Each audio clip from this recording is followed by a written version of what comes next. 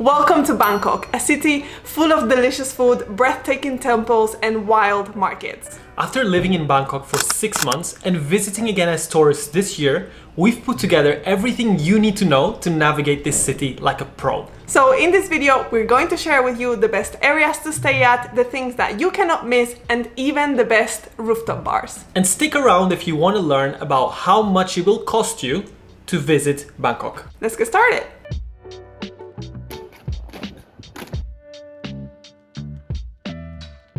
The first thing you're gonna wanna know is when is the best time to visit Bangkok. From November to May is considered the best time to visit Thailand as a whole. It's not gonna rain too much. Some of those months might be a little bit too hot, but not so hot that you cannot enjoy. Thailand is a tropical country, and that means there's tropical weather.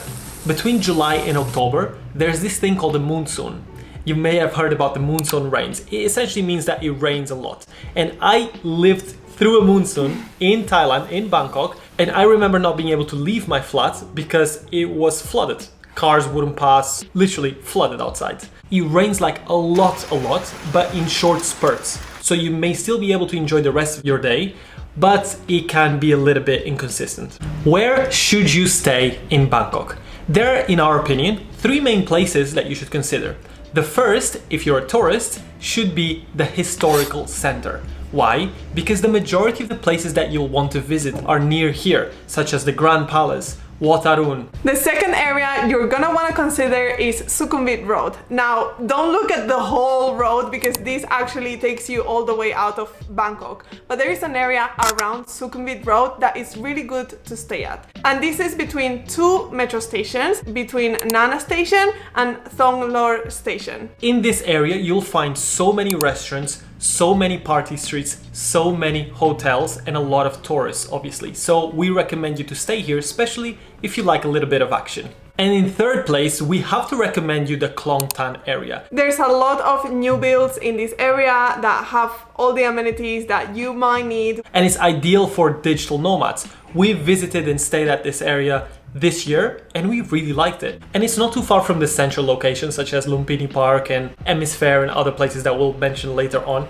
It is quite close. By taxi is what, 7, 10, 15 minutes with traffic? You also have the metro that takes you all the way to the center, so it's well connected. It's not as busy as central Bangkok, but it's still close enough that you can get there easily. Now, what are the things that you cannot miss during your time in Bangkok? The first one, and it's the one that we always mention, is visiting the Grand Palace in the center. I mean, this is an iconic activity to do. It's connected to a temple as well, so like the visit takes pretty much a whole morning. The only thing is you're gonna need to plan a little bit ahead. From the clothing that you will wear to how much money it costs to how to get there and not be scammed. There's a few things that you should probably know about visiting this palace. We won't go into detail, but we've made a video about it. We'll leave it right here somewhere. So check it out if you are visiting Bangkok and you are planning on visiting the Grand Palace. Now, the second place that you're gonna have to visit is next door. And that is Wat Arun, my favorite temple in the whole of Thailand. Why? Because this temple is by the river, it is incredibly high, you can actually go and climb it a little, and it's in a lovely area. You can walk from the Grand Palace all the way to Wat Arun, but you have to take a little boat that costs you less than $1, it's very cheap, and it's such a great vibe. The third place you cannot miss is Lumpini Park. Lumpini Park is like the central park, but instead of being in New York, it's in Bangkok. But the most amazing thing about it is the fact that you can find huge, but when I say huge, I mean huge lizards out in the open, like it's nothing. In fact, we saw a lizard robbing a man who was sleeping on a bench. This is how close the proximity is between humans and lizards, but we definitely recommend you to check it out. The next location that you're gonna want to check out is obviously the famous Khao San Road. This is the party spots for all the party people that want to go to Bangkok to have the time of their lives. It's a street that is full of bars, loud music, beer buckets. I mean, anything that you can imagine is happening in Khao San Road. This is kind of perfect for young people, backpackers, people who just like to kind of party on the street. You can try the famous scorpions or other bugs in the side of the road.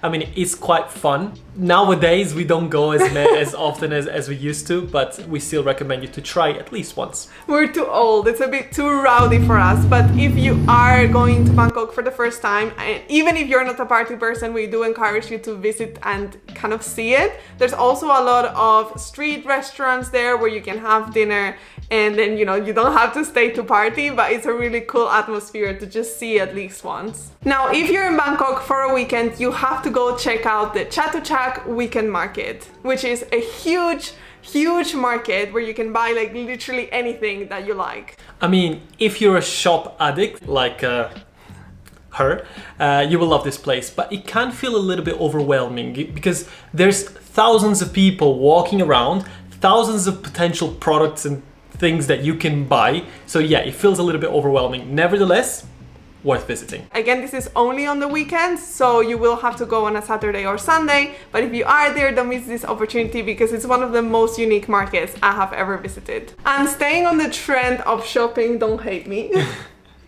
is another shopping mall that I absolutely love, and it's MBK. I love this because it's also huge and you can also find like everything, but also if you are looking for designer dupes, this is the place to go. I mean, they have absolutely anything that you're looking for: bags, shoes, designer clothes, and the copies are actually pretty good.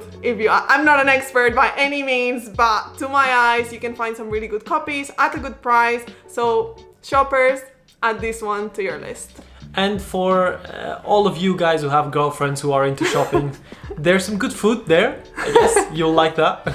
Another place you want to consider visiting is Chinatown. Like in most major cities around the world, there is always going to be a Chinatown, and Bangkok is no different. It is worth visiting because you can get a lot of local Chinese food and you can buy products. There's also temples that you can visit, and if you are going mostly because of the food, it's best to go at night because they do open some markets and some stalls at nighttime. So it's a really good time to visit, to try the food. And the last place for now that we want to refer to is M Sphere and M Courtier. These are two new malls. It feels really weird to say this because it's right in the center of Bangkok and it's so modern that you don't even feel like you're in Bangkok. We're not recommending you this place to shop. We've already recommended you the other places where you can buy stuff. But this is a cool place to visit and see because the vibe is very different to the rest of the city. But also the food. Oh my god, the food. Every market has good food in Bangkok, we found. Mm-hmm. But this one in specific, if you go downstairs, the food court has so many great options at affordable prices. It's insane. Next thing we want to talk about is where to eat during your stay in Bangkok. If you guys are renting an Airbnb or a hotel apartment, you will notice that the kitchens are not the best equipped in Bangkok in general. And that's because most people simply don't eat. They don't eat?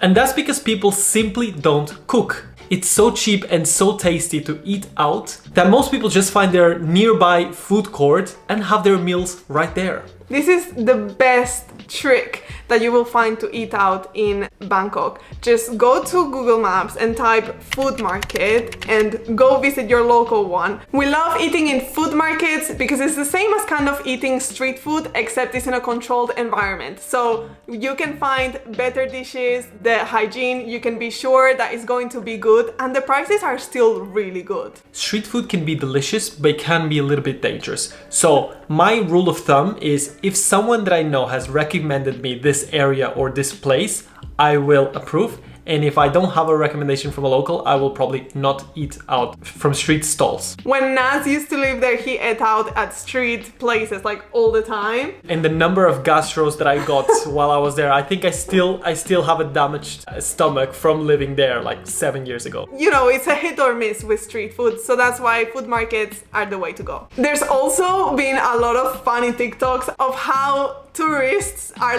loving 7-Elevens, but guys, they are not lying. 7-Elevens are so underrated. It's the plug. You go to a 7-Eleven, you choose a sandwich, they make it there on the spot for you. It's nice and warm. You walk away, you pay like $1 or $2, and you have a nice sandwich.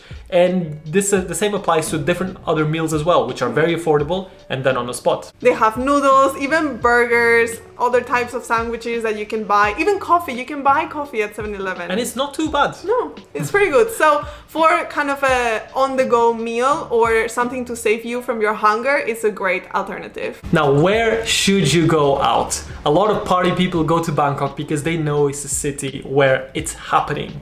The first place we have to recommend is a place that we already mentioned before, and that's Khao San Road. This will be probably your main getaway for bars and clubs. So if you ever don't know where to go, just head there. You'll know for sure you'll have a good time. Another area that is also really popular for going out is Sukhumvit. Sukhumvit is a huge road, but the road is split into different sois, different streets. And Soi 11 in specific, this street, it is a complete party street. There are so many rooftop bars, there are clubs, restaurants, and so much more. We actually went there for my birthday this January to a rooftop called Pastel Bar, and I think it turns into a club at night as well. And the views were so nice. We watched the sunset there, had a little bit of nibbles and some drinks. And yeah, I just loved it. I've not been out to other bars, but I think Naz has some experience from where he lived there. Yeah, absolutely. You will find a club that is called Levels in the same street. It's a rooftop club.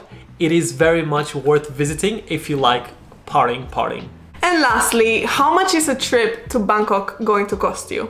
Obviously, it's going to depend on how long you stay for, but we're gonna break down some of the most common costs so you know how much you can expect to pay. In Thailand, they use Thai baht as their local currency, and what's good about it is that it's fairly low in comparison to US dollars or euros. So that's why when you go to Bangkok or Thailand, everything feels a little bit more affordable. Your biggest expense in Bangkok will be your accommodation, so where you stay. If you choose to stay in a sort of luxury serviced apartment, which is the option we went for, it will cost you roughly $50 per night. When we did this, we did stay for pretty much a full month. So if you're staying for less time, that will cost you a little bit more, and I would account for about $65 a night for that. If you look for a cheaper alternative, for a budget alternative, there are so many apartments which are a little bit outside of the areas where we mentioned, and they can go for as little as $35 to $40 a night. Of course, you can always find a bed in a shared room in a hostel, and that will definitely cost you like $20 depending on the area where you choose to stay.